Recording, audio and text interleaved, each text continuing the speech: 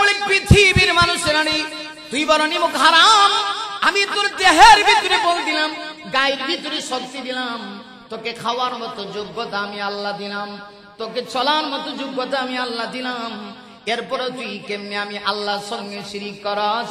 কারণ আমি আল্লাহ সব কিছু বরদাস্ত করতে পারি, আমার সঙ্গে যদি কেউ শিরিক করে অংশীদার স্থাপন করে আমি আল্লাহ সেটা বরদাস্ত করতে পারি না। তাইলে ওই আজ জাতিকে আল্লাহ 3 কারণে গজব দিয়েছেন। এই 3 কারণের একটা কারণ হলো ওরা আল্লাহর সঙ্গে শিরিক করত। আমাদের সমাজে শিরিক আছে কিনা নাই? আল্লাহ রাব্বুল আলামিন সেই কথাটাও কোরআন শরীফের ভিতরে উল্লেখ করেছেন, আওয়ালাম ইয়ালাম আন্নাল্লাহাল্লাযী খালাকাহুম হুয়া আসাদ্দু মিনহুম কুওয়া। ও নবী, তারা কি জানে না আমি আল্লাহ যে তাদেরকে সৃষ্টি করেছি, আমি আল্লাহ, আমি তাদেরকে বানাইছি, তাদের থেকে আমার শক্তি বেশি। যিনি সৃষ্টি করেন তারই তো পাওয়ার হয়, তারা তো মাখলুক, আমি আল্লাহ খালেক। এরপরেও তারা অহংকারী দেখায়, বড় বড় বিল্ডিং বানায় আর আল্লাহর সঙ্গে শিরিক স্থাপন করে। এই 2 নাম্বার অপরাধ তাদের ভিতরে অপচয়। বড় বড় বিল্ডিং বানায়, রাজপ্রাসাদ বানায়, অহমিকা তাদের ভিতরে। 3 নাম্বার হলো এরা বড় অহংকারী ছিল, এত বেশি অহংকারের কারণে নবীর সাথী পর্যন্ত তারা বেয়াদবি করেছে। আল্লাহ রাব্বুল আলামিন এই 3 অপরাধের কারণে আল্লাহ তাদেরকে ধ্বংস করতে গিয়া ঘূর্ণিঝড় দিয়েছেন। মাত্র 1 সপ্তাহের ঘূর্ণিঝড়ে আজ জাতিকে আল্লাহ এমন ভাবে ধ্বংস করেছেন, যেমন খেজুর গাছের ডাল খেজুর গাছ থেকে যেমন পয়রা থাকে, ওই রকম আল্লাহ উল্টায়া তাদেরকে জমিনে ফেলে রেখেছেন। কারণ আল্লাহর গজবের সাথে মোকাবেলা করার সাহস পৃথিবীর কাহারও নাই, ঠিক কিনা? ونشهد أن سيدنا وسندنا وشفيعنا وحبيبنا ومولانا محمدا عبد الله ورسوله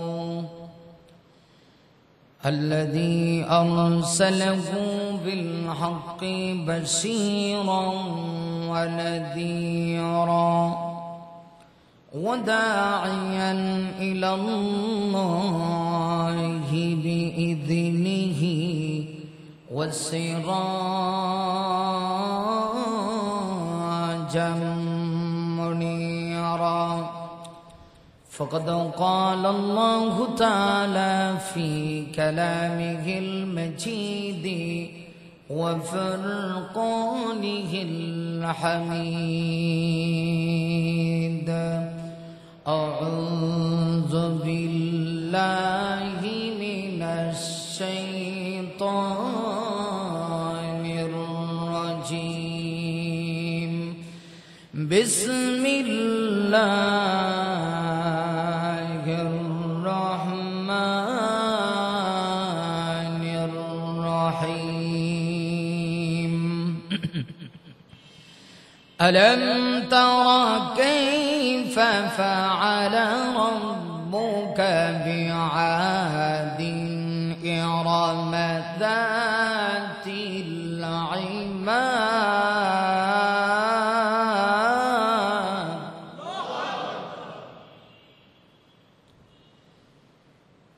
التي لم يخلق مثلها في البلاد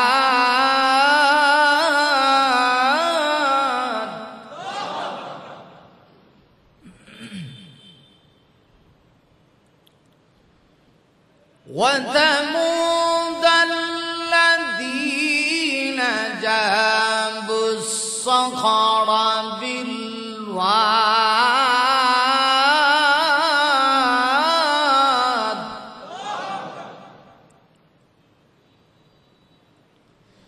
آمنت بالله صدق الله العظيم وصدق رسوله النبي الكريم ونحن على ذلك من الشاهدين والشاكرين والذاكرين والحمد لله رب العالمين.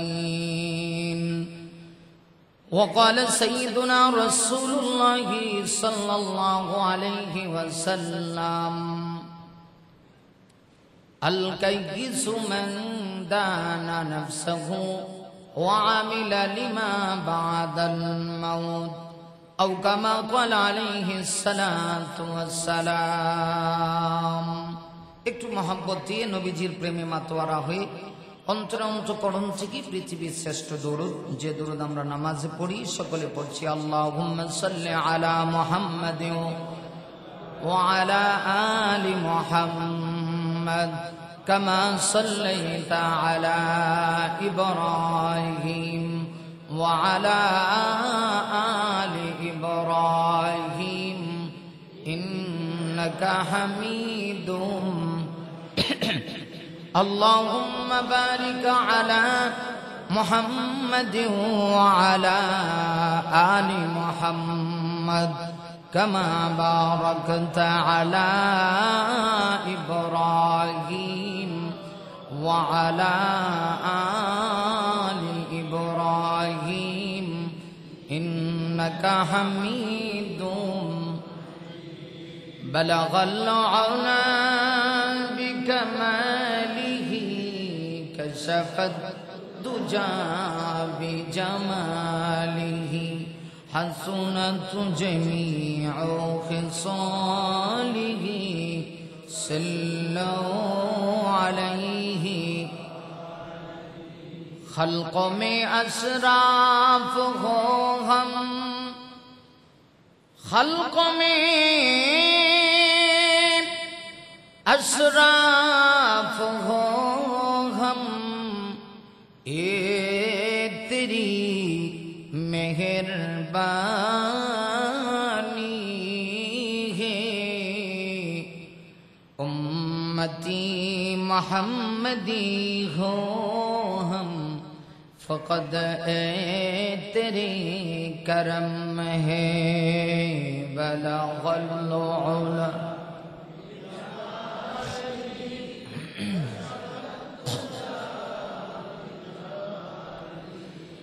حسنت جميع خصاله صلوا عليه. لا يمكن الثناء، لا يمكن الثناء كما كان حقه بعد از خدا بزرگ توی قصہ مختصر. بلغ العلا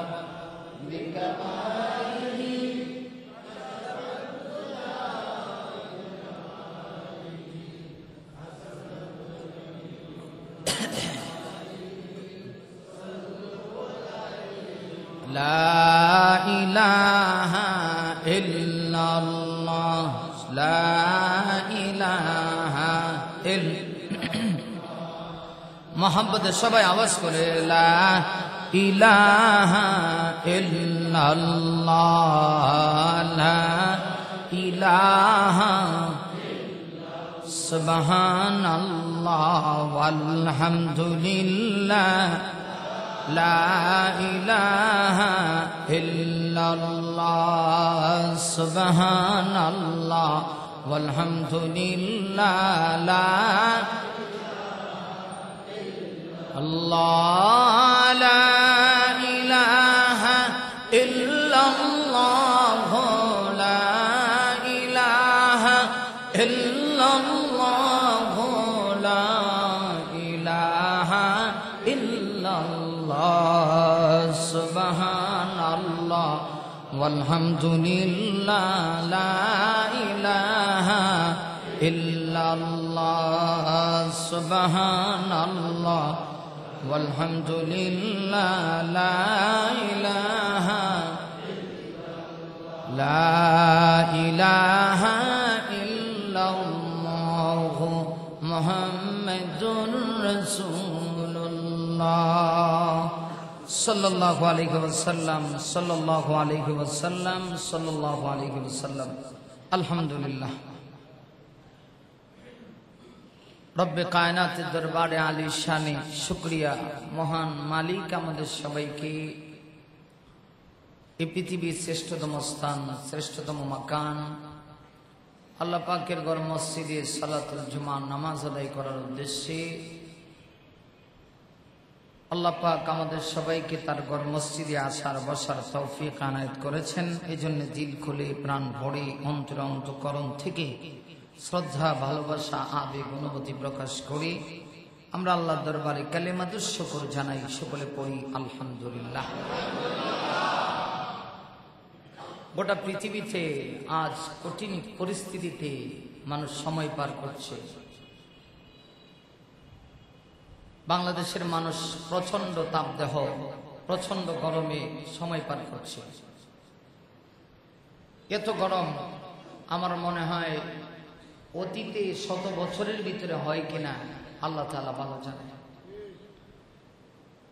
শুধু বাংলাদেশ নয়, আমরা যদি পৃথিবীর অন্যান্য দেশ নিয়ে একটু পর্যালোচনা করি তাহলেও দেখতে পারি আল্লাহ পাক পরীক্ষায় ফেলে দিয়েছেন, ঈমানদারদেরকে পরীক্ষা করতে চান। দুবাইয়ের নাম আপনারা শুনেছেন, পৃথিবীর একটা স্মার্ট শহর। ইউরোপ কান্ট্রিগুলিতে এত সুন্দর স্মার্ট আর কোনো শহর নাই। দুবাই যে স্মার্ট, যে উন্নত মানের একটি শহর। কিন্তু এই তো মাত্র কয়েকদিন আগে তাদেরকে আল্লাহ পাক এমন বৃষ্টি দিলেন। বৃষ্টি দিবেন না তো, কারণ ওরা তো আল্লাহর সৃষ্টির মধ্যে হাত দিয়ে দিছে। আল্লাহর সৃষ্টির মধ্যে যদি কেউ হাত দেয় আল্লাহ পাক সেটা বরদাস্ত করতে পারে না। আল্লাহ তাদেরকে কি না দিয়েছে, কত নিয়ামত দিয়ে তাদেরকে ভরপুর করে দিচ্ছে, কিন্তু তারা কৃত্রিম বৃষ্টি চালু করে দিচ্ছে। মেঘমালা থেকে কৃত্রিমের সাহায্যে এরা বৃষ্টি বর্ষণের ব্যবস্থা করে দিয়েছে। আমার মনে হয় আল্লাহ সেটা বরদাস্ত করতে পারেন নাই। শুধু তারা এই অপরাধ করেছে তা না, এরপরে দেখেন দুবাই হচ্ছে একটা মুসলিম রাষ্ট্র। আপনারা খবর নিয়ে দেখবেন এই দুবাইয়ের কোন মসজিদের খতিব সাহেব ফিলিস্তিনের পক্ষে কোনো কথা বলতে পারে না, তাদেরকে নিষেধ করে দেওয়া হয়েছে। কোন পক্ষে, মুসলমানের পক্ষে কোন অবদান রাখবে, কোন কথা বলবে, সেই সুযোগ পর্যন্ত ওই দেশে নাই। এমন কোন পাপ নাই, বলতে গেলে পাপের রাজধানী খ্যাত হয়ে গেছে, যে পাপ দুবাইয়ে করা হয় না। আল্লাহ তাআলা হয়তোবা সামান্য একটু বৃষ্টি দিয়া, তাও একদিন না, মাত্র 3 ঘন্টার বৃষ্টি, এরা কৃত্রিম বৃষ্টি চালু করছে। বৃষ্টি হয় না বলে আল্লাহ কয় তাইলে এখন সহ্য কর, আমার ক্ষমতায় হাত দিয়ে সুস্থ হইলে এখন সহ্য কর। মাত্র 3 ঘন্টার বৃষ্টিতে দুবাই শহর, দুবাইয়ের যে এয়ারপোর্ট মনে হয় নদীতে, সাগরে পরিণত হয়ে গেছে, এমন এক অবস্থা। সবচেয়ে বড় টাওয়ার বুর্জ খলিফা, যে টাওয়ারে এক রাত্রি থাকতে গেলে বাংলাদেশের 30 লক্ষ টাকা লাগে। চিন্তা করছেন, 30 লাখ টাকা। কি বিলাসিতা, কি অহমিকা, কি অপচয়, এগুলি আল্লাহ পছন্দ করে না। এই জন্য সামান্য আল্লাহ পাক বৃষ্টি দিয়েছেন। বৃষ্টির জন্য বাংলাদেশের মানুষ সালাতুল ইস্তেসকার নামাজ আদায় করতেছেন বিভিন্ন জায়গায়, বৃষ্টি প্রার্থনার নামাজ, কারণ বৃষ্টি দরকার। বাংলাদেশের যে তাপদাহ, যে প্রচন্ড গরম, আল্লাহর রাসূল মদিনায় যাওয়ার পরে জীবনে একবার সালাতুল ইস্তেসকার নামাজ আদায় করেছেন। সেখান থেকে আমরাও সেটা আমল করব। বিভিন্ন জায়গায় শুরু হয়ে গেছে। আমি শুনেছি গাজীপুরে নাকি আগামীকালকে রাজবাড়িতে 9টায় সালাতুল ইস্তেসকার নামাজ এই এলাকায় হবে, পুরা শহরে ঘোষণা দেওয়া হয়েছে। আমরা যারা পারি সেখানে যাব। কিন্তু যে বৃষ্টির জন্য আমরা অপেক্ষা করতেছি, যদি বৃষ্টি আবার বেশি হয় তাহলে এটা তো রহমত থাকে না, আল্লাহর গজবে পরিণত হয়। ঠিক কিনা জোরে আওয়াজ করে দেয়। এত কিছু দেওয়ার পরে যারা আল্লাহকে চিনে না, এরাও তো মুসলমান। লেবাসটা শুধু মুসলমানের, পাঞ্জাবি তো মাসাল্লাহ একেবারে ছোটখাটো পাঞ্জাবি লাগায় না, অনেক লম্বা পাঞ্জাবি লাগায়। মাথায় তো হাজিদের রুমালও ওদের থাকে, থাকবে না? কিন্তু ওরা তো আল্লাহকে ভুলে গেছে।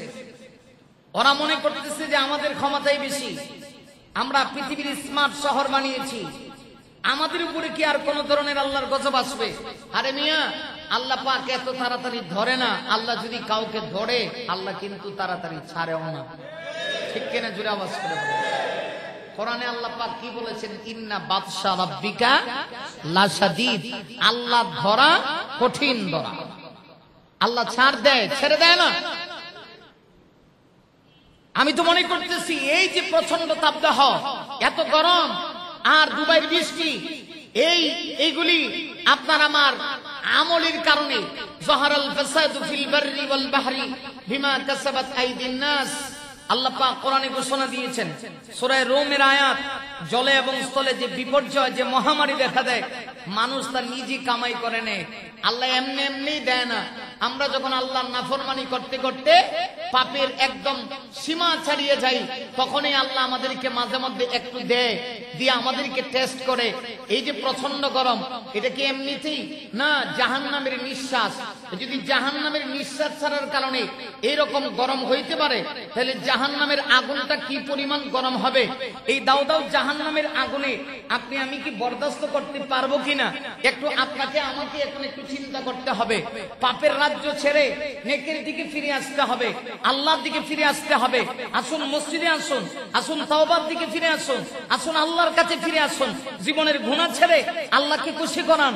আল্লাহকে যদি খুশি না করতে পারি, আল্লাহ যদি নারাজ হয়ে যায়, তাহলে আরো কঠিন থেকে কঠিন গজব আমার আপনার জন্য অপেক্ষা করতেছে। ঠিক কিনা? কিন্তু এখনো তো মানুষ মসজিদের দিকে ফিরে আসতেছে না। এখনো মানুষ আল্লাহকে ভুলেই মানুষ চলতেছে, মন চাহে জিন্দেগি যে যেভাবে ইচ্ছা সেভাবে চালাইতেছে। একটু চিন্তা করুন, আপনার আমার সামনে তো জাহান্নাম আছে, জান্নাত জাহান্নাম আছে কিনা নাই? হ্যাঁ, আল্লাহ পাক কোরআনের ভিতরে ঘটনা বর্ণনা করছেন। আজ থেকে প্রায় 10,000 বছর আগে দুইটা জাতি আল্লাহ নাফরমানি করছিল, আল্লাহ তাদেরকে ধ্বংস করছেন। একটা জাতির নাম ছিল আদ জাতি, আর একটা জাতির নাম কি? সামুদ জাতি। আল্লাহ পাক সেই ঘটনা কোরআনে বিভিন্ন জায়গায় উল্লেখ করেছেন।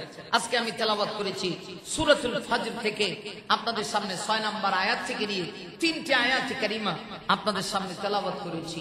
এই আয়াতগুলিকে সামনে রেখে কিছু কথা বলতে চাই। এখান থেকে আমাদের শিক্ষা আছে, আমাদের মেসেজ আছে। আল্লাহ পাক আমাদেরকে কোরআনে এই ঘটনাগুলি উল্লেখ করে আমাদেরকে সতর্ক করে দিয়েছেন। এরপরেও যদি সতর্ক না হই, তাহলে তো অবস্থা খারাপ। ঠিক কিনা? জোরে আওয়াজ করে।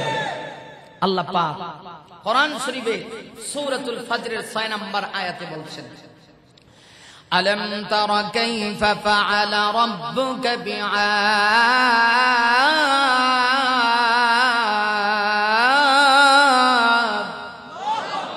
আর জোরে বলি আল্লাহু আকবার। আল্লাহ পাক বলছেন, আলম তারা কাইফা ফাআলা রাব্বুকা বিআদ। হে নবী, আপনি কি দেখেন না আপনার রব আদ জাতির সঙ্গে কেমন আচরণ করেছেন? এই আদ জাতি আল্লাহ পাক তাদেরকে, আহকাফ একটা জায়গা আছে কোরআন শরীফে, সূরা আহকাফ একটা সূরাও আছে, ওয়াযকুর আখা আদ ইদ আনদারা কওমাহু বিল আহকাফ। এই আহকাফ নামক স্থানে, বর্তমানে ইয়ামানের সাবা যে এলাকাটাকে বলা হয়, এই স্থানে আল্লাহ পাক আদ জাতিকে ধ্বংস করেছিলেন। এই ঘটনা আল্লাহ পাক তার হাবিবকে স্মরণ করায় দিচ্ছেন। হে রাসূল, আপনি কি দেখেন নাই? তাহলে রাসূল তো ওই সময় ছিলেন না, দেখেন নাই বললেন কেন? মানে এই ঘটনা যে সত্য, আল্লাহ যে তাদের সঙ্গে এমন আচরণ করেছেন, ওই জাতিকে যে আল্লাহ ধ্বংস করেছেন, এতে কোনো সন্দেহ নাই। আর জুড়ে বলেন, কোনো সন্দেহ। আমি মাঝে মধ্যে বলি যে অনেক সময় দেখবেন মহিলারা যখন ভাত রান্না করে, তখন কিন্তু চাউলকে গরম করে, গরম পানিতে চাউল ঢেলে দেয়, ঢেলে দিয়া আপনি যদি মহিলাকে জিজ্ঞেস করেন, মা কি রান্না করে, মহিলার জবাব দিয়া কয় ভাত রান্না করি। অথচ কি ভাত রান্ধে না চাউল রান্না করে? চাউল গরম পানিতে ছাড়ে, চাউল যখন ফুটে তখন ভাত হয়। কিন্তু তাকে যদি জিজ্ঞেস করেন, আপনি তো চাউল গরম পানিতে ছেড়ে দিচ্ছেন, এখন তো চাউল ফুটে নাই, তাইলে আপনি কেন বলতেছেন যে আপনি ভাত রান্না করতেছেন? মহিলা তখন জবাব দিবে, চাউল কিন্তু গরম পানিতে ছেড়ে দিছি, এই চাল ফুটে যে বাদ হবে এটাতে যেমন কোনো সন্দেহ নাই। আল্লাহ পাক তার হাবিবকে বুঝাইতে চাইছেন, ও নবী, কওমে আদ জাতিকে আপনি পৃথিবীতে আসার আগেই আমি আল্লাহ ধ্বংস করেছি এদের অহমিকার কারণে। এই ঘটনা যে আমি আল্লাহ বর্ণনা করছি এটার ভিতরে কোনো সন্দেহ নাই। তাই আল্লাহ পাক বলছেন, আলম তারা কাইফা আলা রাব্বুকা বিআদ। হে নবী, আপনি কি দেখেননি? কোরআন শরীফে সূরা ফিল আছে না? আলম তারা সূরা তো সবাই জানেন নাকি? এটা করে মুসল্লিদের ভাষায় একদম সহজ সূরা, মানে আলম তারা সূরা, মানে সূরা ফিল কইলেও আবার অনেকে বুঝবে না, তো আলম তারা সূরা কইলে তো সবাই বুঝেন। আল্লাহ সূরা ফিলের ভিতরে বলেন, আলম তারা কাইফা ফাআলা রাব্বুকা বিআসহাবিল ফিল।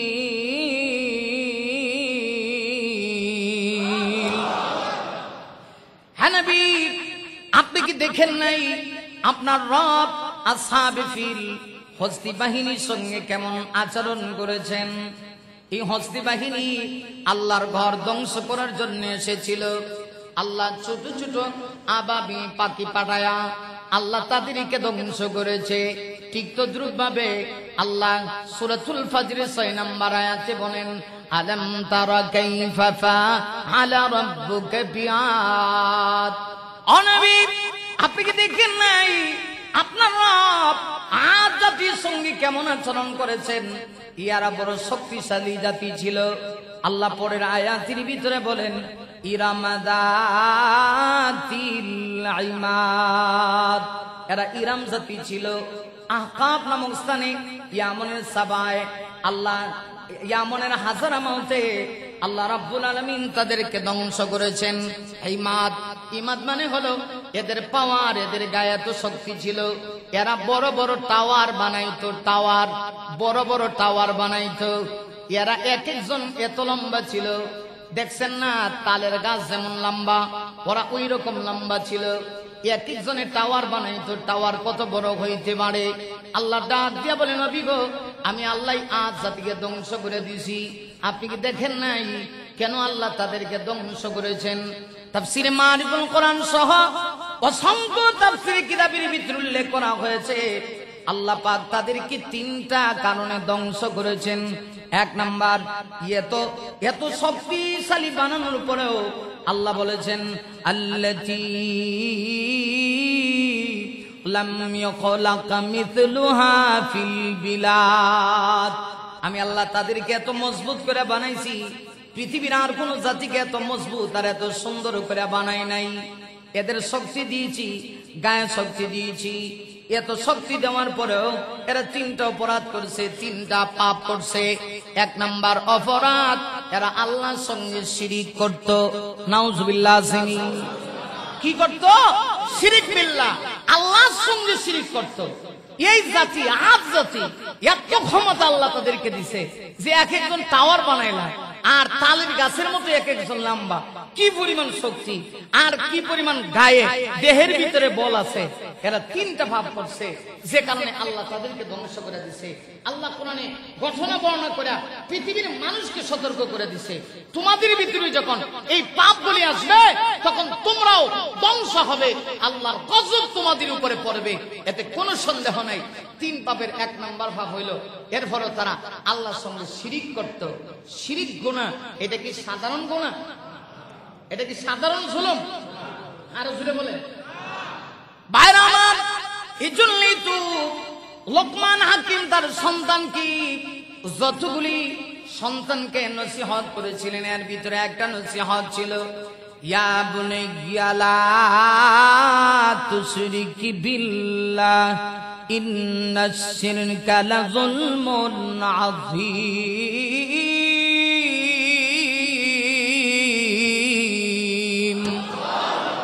তিনি তার সন্তানকে বলেছিলেন, বাবারে, ও আমার কলিজার টুকরা সন্তান, হে আমার বৎস, লা তুশরিক বিল্লাহ, তুমি আর যাই করো তুমি আল্লাহর সঙ্গে শিরিক করো না।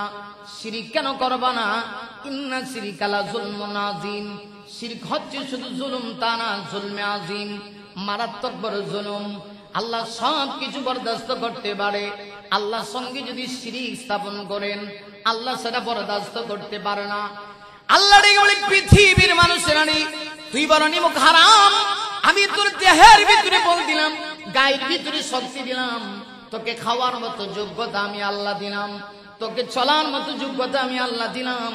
এরপরে তুই কেমনে আমি আল্লাহর সঙ্গে শিরিক করস? কারণ আমি আল্লাহ সব কিছু বরদাস্ত করতে পারি, আমার সঙ্গে যদি কেউ শিরিক করে, অংশীদার স্থাপন করে, আমি আল্লাহ সেটা বরদাস্ত করতে পারি না। তাইলে ওই আজ জাতিকে আল্লাহ 3 কারণে গজব দিয়েছেন। এই 3 কারণের একটা কারণ হলো ওরা আল্লাহর সঙ্গে শিরিক করত। আমাদের সমাজে শিরিক আছে কিনা নাই? মাজারে এখন কি পরিমাণ শিরিক হইতেছে, মাজারগুলি শিরিকের আড্ডা, ঠিক কিনা? আর জোরে বলেন ঠিক কিনা? মাজারগুলি এখন শিরিকের কি আড্ডা, শিরিকের বাজার, শিরিকের বাজার বলতেছে মাজারে। আহারে কিছু লোক আছে ওই যত ইউজ করেন ওই ল্যাংটা বাবা দ্বারাই যায়, কলা বাবার দ্বারা যায়, তালা বাবার দ্বারা যায়, হ্যাঁ আল্লাহ দ্বারা ইচ্ছা না, আল্লাহর কাছে আসে না, আল্লাহর কাছে চায় না। এত গজব, এত বিপদ আপদ, কিন্তু রবকে চিনে না, রবের কাছে ক্ষমা চায় না। আরে এই যে তাপদাহ প্রচন্ড গরম, আল্লাহ কোরআনে বলেছেন এর জন্য কি করতে হবে? আল্লাহ প্রেসক্রিপশন কোরআনে দিয়েছেন, ফাকুল তুস্তাগফিরু রাব্বাকুম ইন্নাহু কানা গাফফারা। ইস্তেগফার করতে হবে রবের কাছে, তওবা করতে হবে। যদি করি আল্লাহ 4টা পুরস্কার দিবেন। 1 নাম্বার ইউসিলিস সামা আলাইকুম মিদরারা। যদি আমরা আমাদের জীবনের গুনাহের উপর আল্লাহর কাছে তওবা করি, ইস্তেগফার করি, আল্লাহ তাআলা রহমতের বারিশ, বৃষ্টি অনবরত আমার আল্লাহ নাজিল করে দিবেন। কিন্তু আমরা তো পাপের এখন রাজ্য বানায় ফেলছি। শিরিকের অবস্থা এরকম, সারা দেশের বিভিন্ন জায়গায় বিভিন্ন স্থানে এখন শিরিক চলতেছে। হ্যাঁ না, শিরিক করা যাবে না। আজ জাতিকে আল্লাহ 3 কারণে আল্লাহ তাদেরকে ধ্বংস করেছেন। 1 নাম্বার তারা কি করতে বলুন, আরো জোরে বলুন। 1 নাম্বার কি? 2 নাম্বার তাদের ভিতরে বড় অপচয় ছিল, তারা বেশি বেশি অপচয় করত। আজ জাতি বড় বড় রাজপ্রাসাদ, বড় বড় বিল্ডিং বানাইতো। আজ থেকে প্রায় 10,000 বছর আগে তারা বিল্ডিং বানায় গেছে। এরপরে এর মাঝখানে আর এই সিস্টেম নাই। বহু হাজার হাজার বছর পরে আল্লাহ পাক এখন আবার আমাদেরকে সুযোগ দিয়েছে। এই দুবাই শহরের মানুষগুলি বিল্ডিং বানায়, বুর্জ খলিফার মতো টাওয়ার বানায়। এরা মনে মনে ভাবে আমাদের চাইতে পাওয়ার ওলা আর কে আছে, ঠিক কিনা? আজ জাতির কাছে আল্লাহ একজন নবী পাঠাইছেন। নবীর নাম জানেন? হযরত হুদ আলাইহিস সালাতু ওয়াস সালাম। কোরআন শরীফে সূরা আছে? বলেন না আছে কি কোরআন শরীফে? বাইরে কোরআন শরীফে আল্লাহ পাক ওই নবীর নামে একটা সূরা কোরআন শরীফে কোট করেছেন। যেই নবীর নাম ছিল হযরত হুদ। হুদ আলাইহিস সালামকে আল্লাহ পাক আদ জাতির কাছে পাঠিয়ে দিয়েছিলেন। ওয়া ইলা আদিন আখাহুম হুদা। আল্লাহ কোরআনে বলেছেন আদ জাতির কাছে আমি পাঠাইছি তাদের ভাই হুদ আলাইহিস সালামকে। ভাই কেন বললেন? ভাই যেমন একেবারে রক্তের ভাই হয়, মায়ের পেটের ভাই হয়। আল্লাহ পাক বুঝাইতে চান পৃথিবীতে আমি আল্লাহ যত নবী পাঠাইছি, যেই জাতির কাছে পাঠাইছি তিনি সেই জাতিরই ভাই ছিলেন, সেই জাতিরই লোক ছিলেন, সেই এলাকারই লোক ছিলেন। অন্য কোন জাতি থেকে আমি আল্লাহ নবী বানায়া ভিন্ন জাতির কাছে ভিন্ন নবীকে পাঠাই নাই, বরং প্রত্যেক নবীকে স্বজাতীয় অবস্থান থেকেই আল্লাহ নবী বানায়া পাঠাইছেন, ঠিক কিনা? ওই যে তাদের ভাই হুদ আলাইহিস সালাতু ওয়াস সালাম, যাকে আল্লাহ আদ জাতির কাছে নবী বানায়া পাঠাইছেন। তো হুদ আলাইহিস সালাম যখন গিয়ে ঈমানের দাওয়াত দেয়, হেরা এত টাওয়ার বানায়, তো গায়ে কি শক্তি কম নেই? হেরা এত পাওয়ার, এত অহমিকা, এত অহংকার। এরা আমরা বড় বড় রাজপ্রাসাদ বানাই, আমরার কাছে তুমি আল্লাহর দাওয়াত দাও, দরকার নাই। মান আসাদ্দু মিন্না কুওয়া। হেরা আমরা চেয়ে শক্তিশালী আর কে আছে? আমাদের চেয়ে ক্ষমতাধর আর কে আছে? আমি আপনাদের কাছে জানতে চাই সব ক্ষমতার একমাত্র মালিক কে? আরো জোরে আল্লাহ রাব্বুল আলামিন সেই কথাটাও কোরআন শরীফের ভিতরে উল্লেখ করেছেন। আওয়ালাম ইয়ালাম আন্নাল্লাহাল্লাযী খালাকাহুম হুয়া আসাদ্দু মিনহুম কুওয়া। ও নবী, তারা কি জানে না আমি আল্লাহ যে তাদেরকে সৃষ্টি করেছি, আমি আল্লাহ, আমি তাদেরকে বানাইছি, তাদের থেকে আমার শক্তি বেশি। যিনি সৃষ্টি করেন তারই তো পাওয়ার হয়। তারা তো মাখলুক, আমি আল্লাহ খালেক। এরপরেও তারা অহংকারী দেখায়, বড় বড় বিল্ডিং বানায় আর আল্লাহর সঙ্গে শিরক স্থাপন করে। এই 2 নাম্বার অপরাধ তাদের ভিতরে অপচয়। বড় বড় বিল্ডিং বানায়, রাজপ্রাসাদ বানায়, অহমিকা তাদের ভিতরে 3 নাম্বার হলো এরা বড় অহংকারী ছিল। এত বেশি অহংকারের কারণে নবীর সাথী পর্যন্ত তারা বেয়াদবি করেছে। আল্লাহ রাব্বুল আলামিন এই 3 অপরাধের কারণে আল্লাহ তাদেরকে ধ্বংস করতে গিয়া ঘূর্ণিঝড় দিয়েছেন। মাত্র 1 সপ্তাহের ঘূর্ণিঝড়ে আজ জাতিকে আল্লাহ এমন ভাবে ধ্বংস করেছেন, যেমন খেজুর গাছের ডাল খেজুর গাছ থেকে যেমন পয়রা থাকে, ওই রকম আল্লাহ উল্টায়া তাদেরকে জমিনে ফেলে রেখেছেন। কারণ আল্লাহর গজবের সাথে মোকাবেলা করার সাহস পৃথিবীর কাহারও নাই, ঠিক কিনা? আমার তো মনে হয় আমরা হেরারও সরাইছি। এই গজব, ঘূর্ণিঝড়ের গজব দিয়ে যদি আল্লাহ কোন জাতিকে ধ্বংস করে, তাহলে আমরা দেশের যে সাংবাদিক নামের সাংঘাতিক সব যে খারাপ তা না। কিছু সাংবাদিক ভাইরা এখনো ভালো আছে, সত্যনিষ্ঠ খবর প্রচার করে ইসলামের পক্ষে কলম ধরে। আর কিছু সাংবাদিক তো এমন আছে রবকে পর্যন্ত মানতে রাজি না। গণিত দিয়ে যদি আল্লাহ কাউকে পরীক্ষা করে ধ্বংস করে, তাহলে সাংবাদিকেরা ভোর একদিন পত্রিকার মধ্যে লিখে দেয় প্রাকৃতিক দুর্যোগে এদের ধ্বংস হয়েছে। আরে বেটা, প্রাকৃতিক দুর্যোগে না আল্লাহর গজবে? ঘূর্ণিঝড় এটা কি প্রাকৃতিক দুর্যোগ না আল্লাহর গজব? আরো জোরে বলেন, কার গজব? কিন্তু হেরা ওই লিখে দিত। এই হলো অবস্থা। আহারে, এটা একটা আল্লাহর গজব ছিল। এই আজ নদীকে ধ্বংস করার জন্য আল্লাহ কি পাঠাইছে? ঘূর্ণিঝড় পাঠাইছে, টর্নেডো পাঠাই দিছে। এই 1 সপ্তাহের ঘূর্ণিঝড় আল্লাহ তো আসলে ধ্বংস করলে 1 সপ্তাহ লাগে না, 1 সেকেন্ডও লাগে না। আমার আল্লাহর ক্ষমতা আছে কিনা নাই? বিশ্বাস করেননি সবাই? কিন্তু আল্লাহ ঘূর্ণিঝড় পাঠাই দিছে। এই ঘূর্ণিঝড়ে তাদেরকে খেজুরের গাছের ডালের আরেকটা জাতি আল্লাহ পরের আয়াতের ভিতরে বলছেন, ওয়াসামুদাল্লাযীনা জাবুস সাখরা বিল ওয়াদ। আরেকটা জাতি, জাতির নাম হলো সামুদ জাতি। এরা কি করত? পাহাড়ের মধ্যে পাথর কাটতে এরা ঘরবাড়ি বানাইতো। পাথর কাটতে পাহাড়ে ঘরবাড়ি বানাইতো। এটা আজকালকার কথা না, প্রায় 10,000 বছর আগের ঘটনা। আমার পানের ভাইরে একটু চিন্তার বিষয় আছে। যদি এখন আপনি মক্কা শরীফে যান, দেখবেন যে পাহাড় কাটতে রাস্তাঘাট করছে। অনেক সময় আমরা আল্লাহর প্রশংসা তো দেখা যায় বাদশার প্রশংসা করে, হারে এই বাদশাটি দেখা যায় মারাত্মক উন্নতি করছে, পাহাড়ের ভিতরে আঁকা বাঁকা কেমনে রাস্তাঘাট করে দিল। আরে বেটা, এই ক্ষমতা যিনি দিয়েছে তার একটু প্রশংসা কর, কথা কন না কেন, ঠিক কিনা? আর হেরা দেখা গেছে পাহাড়ের মধ্যে পাথর কাটতে পাহাড়ের ভিতরে আবার কি বানাইতো? ঘর বানাইতো। এরাও কিন্তু মাশাআল্লাহ অনেক উঁচলম্বা ছিল। এরাও তাল গাছের মতো লম্বা লম্বা মানুষ ছিল। এই যুগে এমন মানুষ আসেনি? মা কথা দিবেন না, মানে আসেনি? যদি এমন একটা মানুষে আমরা বাইতুল আমান মসজিদে দেখা যায়, ওই যে উপরের যে ছাদ আছে, এটা তো উপরের এই ছাদের সাথে যে লাইকা জায়গা মাথাটা, আপনারা কি তা করেন? এমন লম্বা লোক দেখলে আমার মনে হয় আমরা দেখি তো অবস্থা খারাপ, মনে হইবে যে আজে লাইতেছে না। কথা কন না কেন, ঠিক কিনা? তাহলে তারা কি পরিমাণ লম্বা ছিল চিন্তা করে দেয়, গায়ে কি পরিমাণ শক্তি। আল্লাহ এই সামুদ জাতিকেও আল্লাহ ধ্বংস করছেন। কিভাবে? বজ্রপাত দিয়া। বজ্রপাত মাঝে মধ্যে আকাশে বিজলি হয় না? হ্যাঁ, আমরা অনেক সময় দেখি বিজলিতে বজ্রপাতে অনেক লোক হাওড়ে মারা যায়, বিভিন্ন এলাকায় মারা যায়। এই সামুদ জাতিকে আল্লাহ ধ্বংস করছেন। এরাও অহংকারী করত, আল্লাহর সঙ্গে শিরক করত। এরা আরেকটা বিয়াদবি করছে, সেটা হলো ওদের নবী ছিলেন হযরত সালেহ আলাইহিস সালাতু ওয়াস সালাম। নবী সালেহ ইসলামকে আল্লাহ পাক একটা উট দিয়েছিলেন, মুজিজার উট। এই উটের দুধ এই সামুদ জাতির সকল মানুষ খাইত।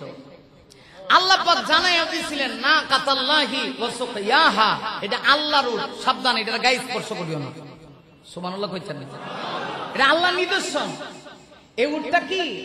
আল্লাহর নিদর্শন। এই উটের দুধ তোমরা খাইও, কিন্তু এটার গায়ে স্পর্শ করো না। এটার সাথে, এই মুজিজার সাথে বিয়াদবি করিস না।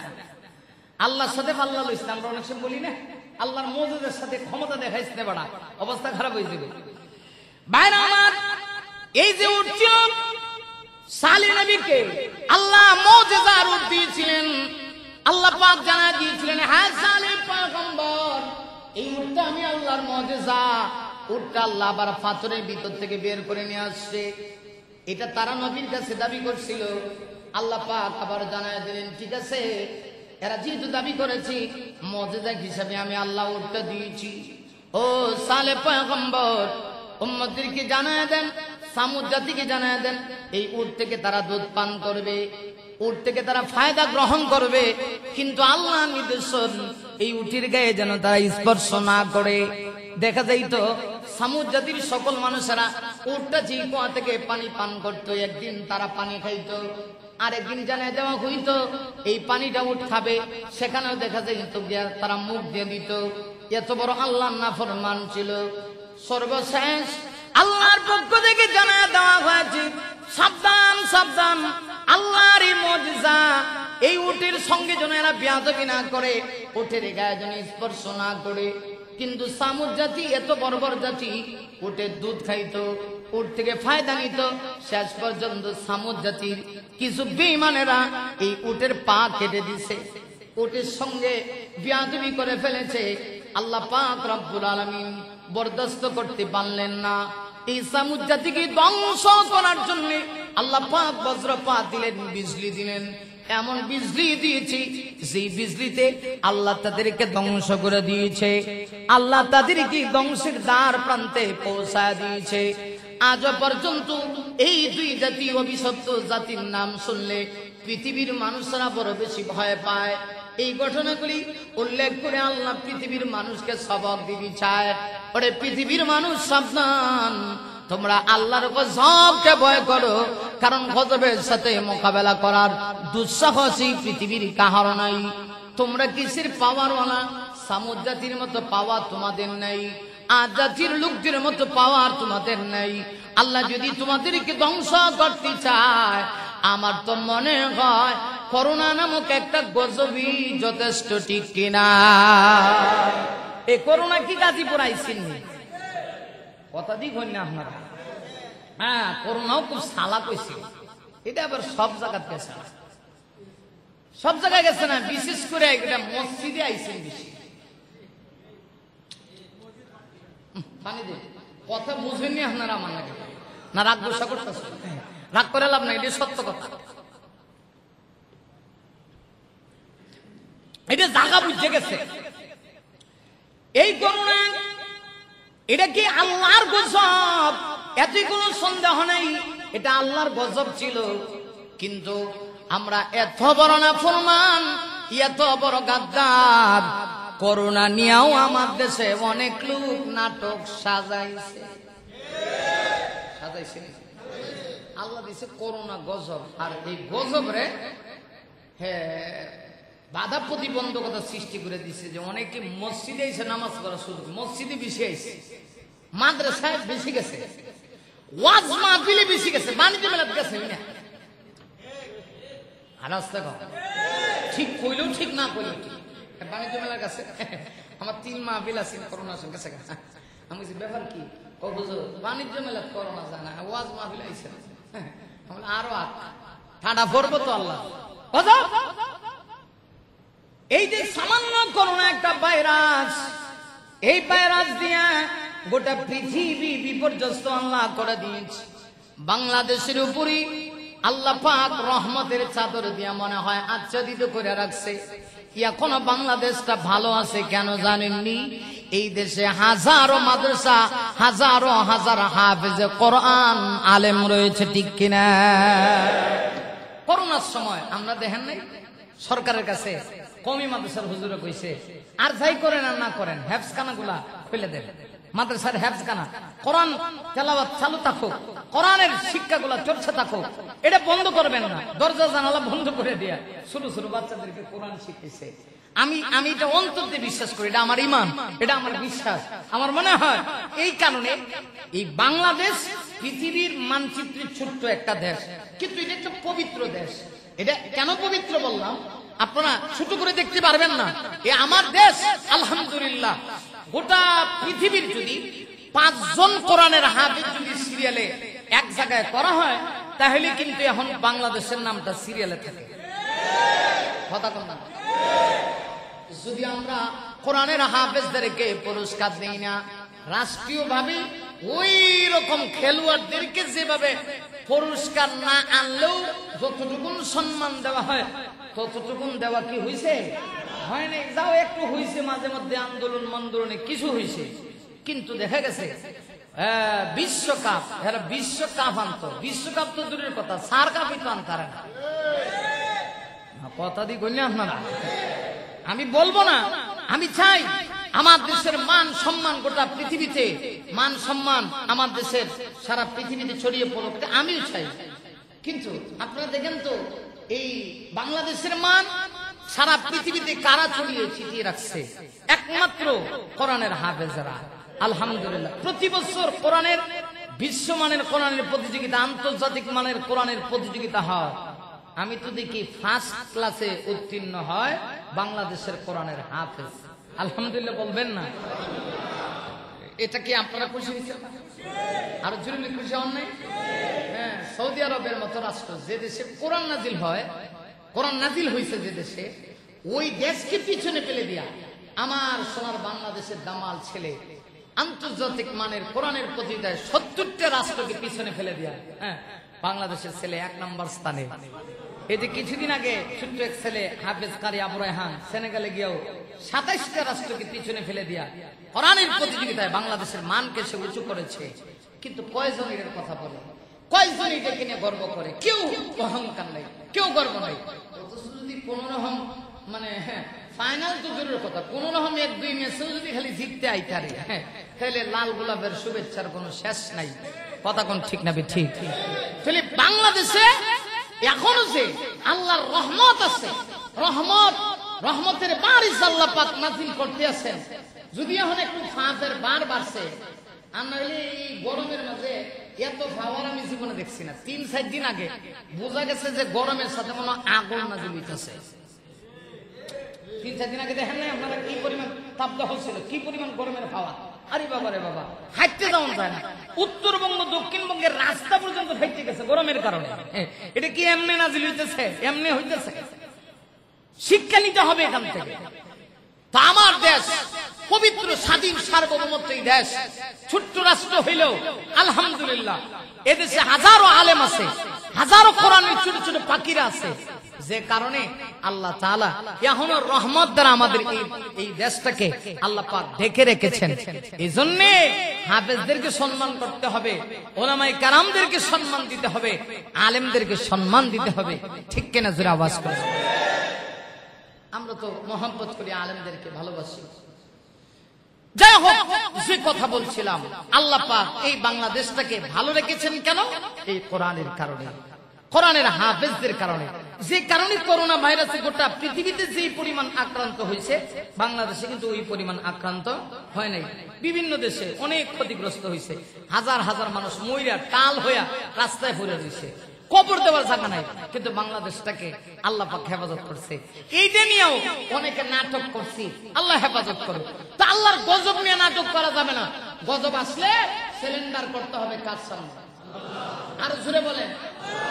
হ্যাঁ, আমার নবী তো গজবকে খুব বেশি ভয় পাইতেন, আল্লাহ রাসূল তো গজবকে খুব বেশি ভয় পাইতেন। এই জন্য নবীজির আমলটা, আল্লাহ রাসূল জীবনে একবার সালাতুল ইস্তিসকার নামাজ আদায় করেছেন সাহাবীদেরকে নিয়ে খোলা ময়দানে। এই আমলটা আলহামদুলিল্লাহ সারা দেশে, বাংলাদেশে চালু হয়ে গেছে, বিভিন্ন জায়গায় হচ্ছে। আমি বলতাম যে আমাদের এই মাঠে, আমাদের এই শহীদ স্মৃতি হাই স্কুল মাঠে যেন হয়, কিন্তু যেহেতু সকল আলেমদের পক্ষ থেকে এটা দায়িত্ব নেওয়া হয়েছে যে সকলে মিলে একটা বড় মাঠ রাজবাড়ির মাঠে হবে, এই জন্য আমি সেটাকে আপনাদেরকে উদ্বুদ্ধ করছি না। তবে আগামীকালকে আপনারা সবাই রাজবাড়ি মাঠে যাবেন। সকাল কটায়? 9টায় ইনশাআল্লাহ। জোরে আওয়াজ করে বলি, আল্লাহর কাছে প্রার্থনা করতে হবে, আল্লাহর কাছে চাইতে হবে। আর পাপাচার বন্ধ করেন, মানুষের হক দেন। মানুষের হক নষ্ট করলে আল্লাহ গজব নাজিল করে। 2 নাম্বার, গায়ের জোর দেখাবেন না। আপনার গায়ে শক্তি আছে, গায়ে শক্তি আছে মানে আপনার ক্ষমতা আছে, এই জন্য অন্যের উপরে, দুর্বলের উপরে অত্যাচার করবেন না, জুলুম করবেন না। কারণ আল্লাহ সবকিছু বরদাস্ত করে, জুলুম বরদাস্ত করে। আজ জাতির সামুদ জাতিকে যদি আল্লাহ ধ্বংস করতে পারে, তার তুলনায় আমরা তো ফিফরাও না। আর জোরে বলেন, ফেরাউন নাকি কম জুলুম করছেন? আপনারা মনে ফেরাউনের নাম শুনছেন? বাবে সবে লাগেছে জিন্দিগি নাম আমরা শুনি না। তাহলে একটু আওয়াজ দেবেন, শুনছেন নি? ফেরাউন নাকি কম জুলুম করছে তার রাজ্যের উপরে? কম জুলুম করছে। সে নিজেকে দাবি করছে ফাকালা আনা রাব্বুকুমুল আলা। নাউজুবিল্লাহ। আগামী কালকে বাড়ি গিয়া নাউজুবিল্লাহ, মুখটা ভরে বলেন নাউজুবিল্লাহ। কিটা কয় ফেরাউন না কয় আমি নাম সবচেয়ে বড় রব, রাব্বুকুমুল আলা, আমি বড় খোদা। নাউজুবিল্লাহ। বাইরে যদিও ফেরাউন না নিজেকে খোদাই দাবি করতো, দিনের বেলা কইতো আমি আল্লাহ, আমারে তোমরা আল্লাহ মানো, আমারে তোমরা রব মানো, আমারে তোমরা খোদা মানো।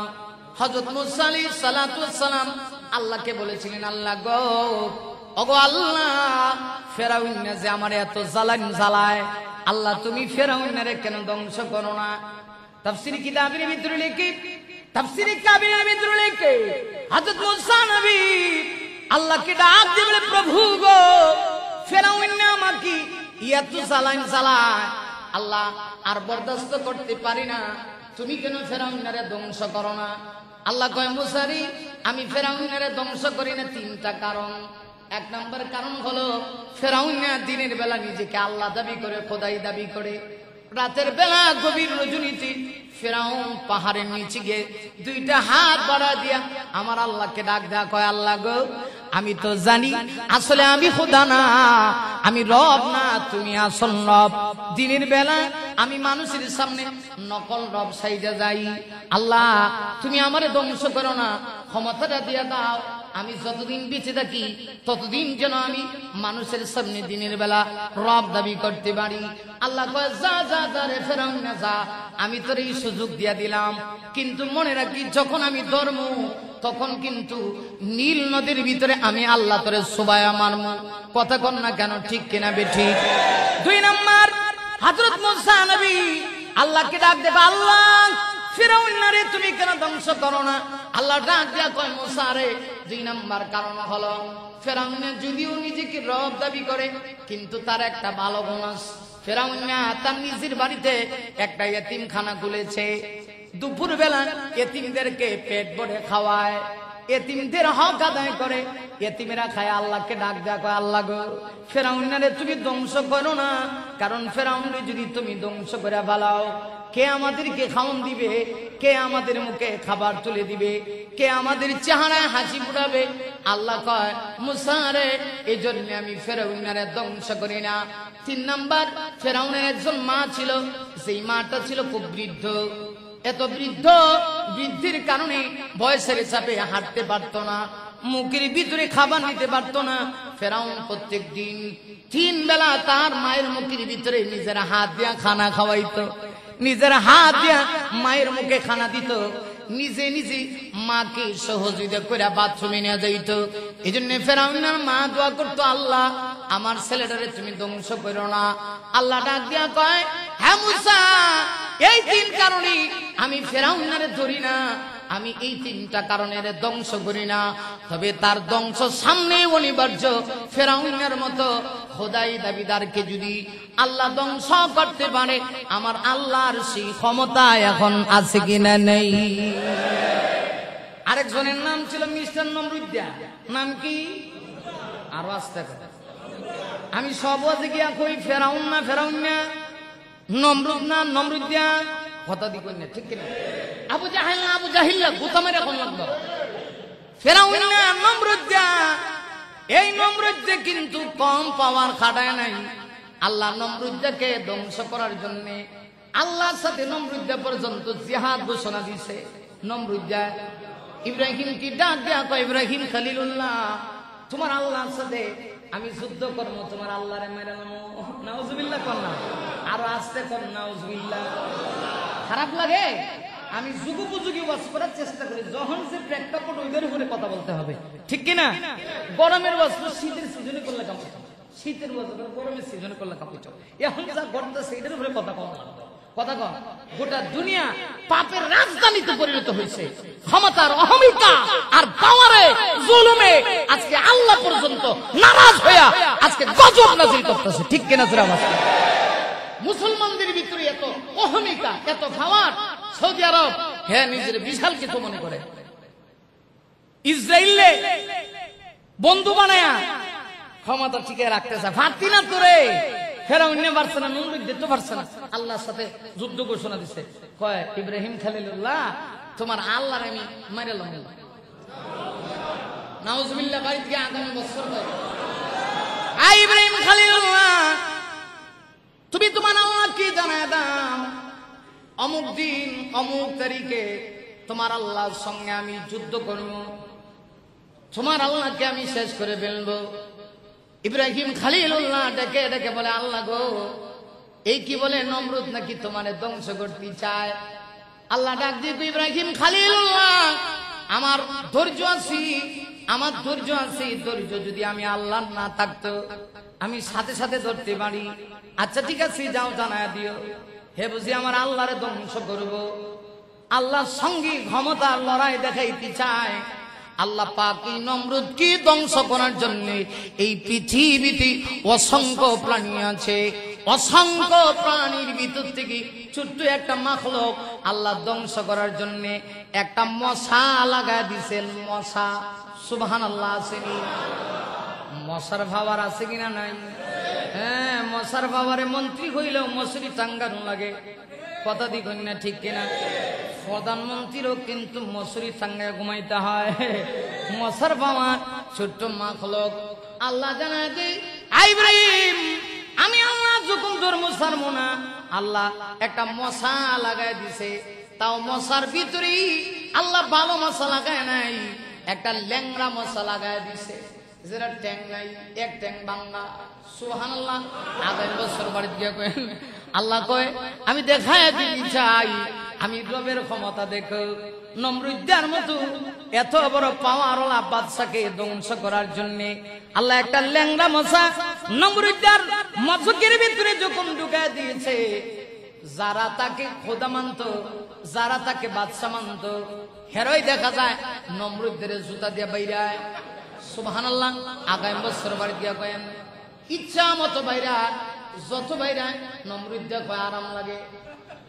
সুবহানাল্লাহ। আরাম তো লাগবই, আরাম তো লাগবই। আল্লাহ পাক বেজ্জতি কারে কয় বুঝায় দিয়েছে, কারণ ক্ষমতার মালিক এই পৃথিবীর কেউ নয়। কে? কুলিল্লাহুম্মা মালিকাল মুলকি তুতিল মুলকা মান তাশা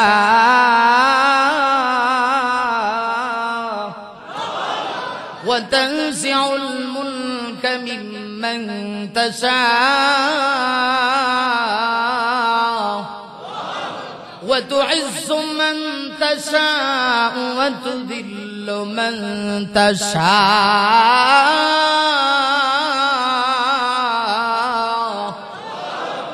বিয়াদিকাল খায়র। আল্লাহ পাক জানিয়ে দিয়েছে, হ্যাঁ নবী আপনি জানিয়ে দিন আমি আল্লাহ সার্বভৌমত্বের মালিক, তুতিল মুলকা মান তাশা। আমি আল্লাহ যাকে চাই তাকে রাজত্ব দিয়ে দেই, যারে চাই আমি তার কাছ থেকে রাজত্ব ছিনায় নিয়ে যাই। অতএব কেউ যদি পাওয়ারওয়ালা হন ভাববেন নাই পাওয়ার চিরস্থায়ী। আল্লাহ কয় আমি ইচ্ছা করলে তোমারে বসাই, আবার যখন লামাইতে চাই আমি কানটা ধুইরে তোমারে লামাই, ঠিক কিনা? আবার ক্ষমতা হইলেই সবার সম্মান থাকে না, সম্মানের মালিককে। অনেক লোক আছে দেখবেন এর খুব বেশি সবাই দেখলে সামনে গেলে কয় ওস্তাদ আসসালামু আলাইকুম, পিছে গেলে কয় গাইরিল গজব রে, গজব রে। আল্লাহ আল্লাহ যদি মরি দিত গা, কথা কন না ঠিক কিনা? রাগ করেন না, বাস্তব কথা বলতেছে। আমার মনে হয় দিদি হ্যাঁ না, আমি আর হয়ে দিকে সব সামনে গেলে কয় ওস্তাদ আসসালাম, পিছে গেলে ঠেং গোটা করে গজব রে, গজব। কথা কোন ঠিক কিনা? ফেসবুকে দেখবেন অমুক মেয়ে ইন্তেকাল করছে, মাঝে মধ্যে লিখে দে ইন্তেকাল করছে, এই কথা শুনে আপনারা কিতা করতে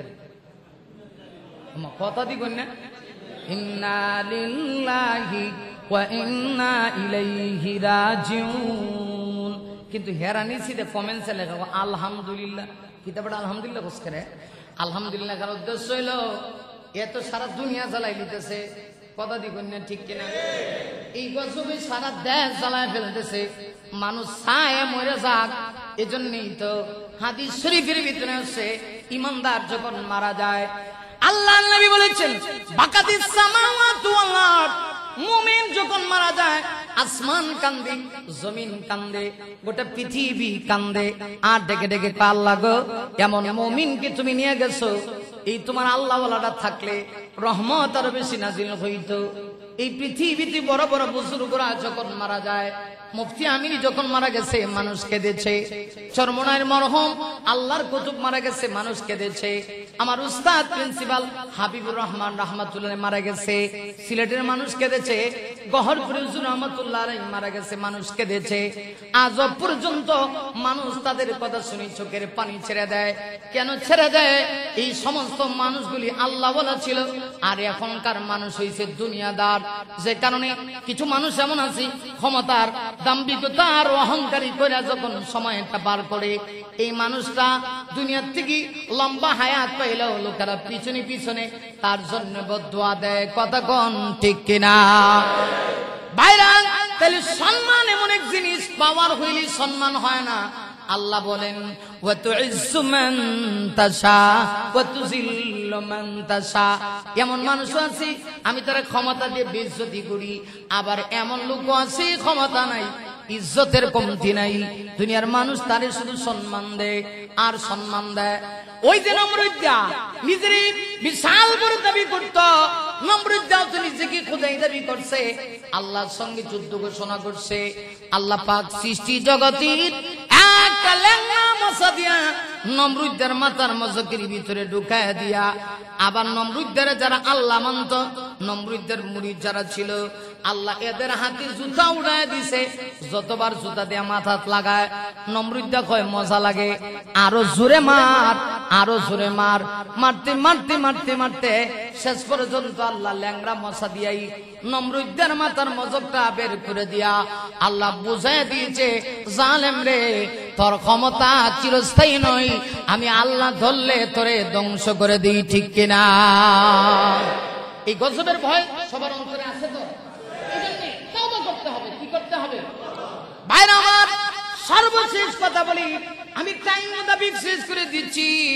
আল্লাহ নবীজি এত বেশি গজবের ভয় পাইতেন, নবীজি ইন্তেকালের সময় আমার নবী চোখের পানি ছেড়ে দিয়া কান্না করতেছে। হযরত জিবরিল আগমন করছে, ইয়া রাসূলুল্লাহ, নবী গো, নবী আপনি ইন্তেকালের টাইম হয়ে গেছে, এজন্য কি আপনি কান্না করতেছেন? রফিকে আলা মহান আল্লাহর সাক্ষাতে চলে যাবেন, আপনি কি হায়াত চান? নবী গো, এই পৃথিবীর কাউকে আল্লাহ ক্ষমতা দেয় নাই, হায়াত চাইলে তাকে হায়াত দেওয়া হবে। পার্সোনালি আপনাকে মর্যাদা দেওয়া হয়েছে। আপনি চান, আপনার কাছে আজরাইল এখন আসবে না, আপনি যতদিনের হায়াত চান ততদিন আপনাকে হায়াত দেওয়া হবে। নবীজি শুধু চোখের পানি ছেড়ে দিয়া কান্দে। ও নবী কি চান একটু বলেন? আমার নবী তখন চোখের পানি ছেড়ে দিয়া জিবরিলকে ডাক দিয়া বলেন, জিবরিল রে, আমি হায়াত চাই না, কারণ পৃথিবী টাকার জায়গা না, আমি যত হাজার বছরের হায়াত চাই না কেন, হায়াত শেষ হলে আমাকে চলে যেতে হবে। তাহলে কান্দেন কেন? নবী ডাক দিয়ে বলেন, কান্দি জন্য আল্লাহ কোরআনের ভিতরে ঘোষণা করে দিয়েছি, মা কানাল্লাহু লিউআযিবাহুম ওয়া আনতা ফীহিম। আল্লাহ পাক বলেছেন, নবী গো, আপনি যতদিন জমিনে বেঁচে থাকবেন আমি আপনার উম্মতের উপরে গজব নাযিল করব না। আল্লাহ নবী ডেকে বলে, জিবরিল রে, আমি দুনিয়া থেকে চলে গেলে না জানি আমার উম্মতের উপরে আল্লাহ গজব দিয়া দেয় কিনা। আমি তো দুনিয়াতে থাকা অবস্থায় আল্লাহ বলেছে আপনি জমিনে বেঁচে থাকবেন, আমি আপনার উম্মতকে ধ্বংস করব না। হ্যাঁ জিবরিল, আমি আমার রবির কাছ থেকে ঘোষণা জানতে চাই, আমার উম্মতের ব্যাপারে আল্লাহ কি ফয়সালা। আল্লাহ এমনিতেই জিবরিলকে জানিয়ে দিয়েছে, ওরে জিবরিল, আমার বন্ধুকে জানিয়ে দাও, আমার বন্ধুর টেনশন নাই, বন্ধু দুনিয়া থেকে চলে যাওয়ার পরেও আমি আল্লাহ চূড়ান্ত ডিক্লেয়ার জানিয়ে দিলাম, নবীর উসিলায়, আমি আল্লাহ বন্ধুর উসিলায় গোটা পৃথিবীর সব জায়গায় আমি একসঙ্গে গজব দিব না, একটা রাষ্ট্রে আল্লাহ গজব দিলে আর একটা রাষ্ট্রে আল্লাহ গজব দিবে না, এটা একমাত্র আমার আল্লাহ নবীর উসিলায় ঘোষণা দিয়েছে। শুধু তাই নয়, জিবরিল রে আমার বন্ধুকে জানায় দাও, আমি আল্লাহ জানায় দিলাম উম্মতির জন্য, যেহেতু আমার নবী এত পাগল, নবী দুনিয়া থেকে চলে আসবে, আসার পরে ওই নবীর উম্মত যদি যত টাইমে 5 ওয়াক্ত সালাত আদায় করতে পারে, আমি আল্লাহ ওই নবীর উম্মতের জিম্মাদার স্বয়ং আমি রব হয়ে যাব। নবীজি গজবের কত ভয় করেছেন, রাসূল চিন্তা করছেন যে আমি চলে গেলে না জানি আমার উম্মতের উপরে আল্লাহ গজব নাযিল করে। আর আমরা গজব ডাকতে আনি, গজব কি ডাকতে আনি, পায় না কাল্লা, কিছু লোক আইতো তো এই দিন আমার এক লোক হুজুর এই দেশে আমাদের দরকার, আরে বেটা আইলে তো বড় অবস্থা খারাপ, কারণ ফিফরা যদি একটা কামড় দেয় আপনি মারেন কটা, আমরা এক পিঁপড়া কামড় দিছে, আশেপাশে আরো 40টাতে মারে, হেডি দুষ্টি কত দিবেন ঠিক। এখন গজব যখন আইব তখন তো আন্ধারে আমার কথা কোন ঠিক কিনা ঠিক। এই জন্য আসো জাতীয় ভাবে দেশের সকল মানুষ একসঙ্গে আমরা আল্লাহর কাছে তওবা করি, পারবো তো ইনশাআল্লাহ। ইস্তেসকা মানে কি? প্রার্থনার জন্য দোয়া করা। এটা নামাজের মাধ্যমে হতে পারে, সালাতুল ইস্তেসকা, প্রার্থনার নামাজ। হ্যাঁ, আপনি সালাতুল ইস্তেসকার নামাজ আদায় করবেন, উলামায়ে কেরাম এবং তাফসীরি কিতাবে এসেছে এই নামাজটার আগে আপনি তওবা করেন, আগে তওবা করেন, আগে ইস্তেগফার করেন। আসুন আমরা আজকের নামাজে এক্ষুনি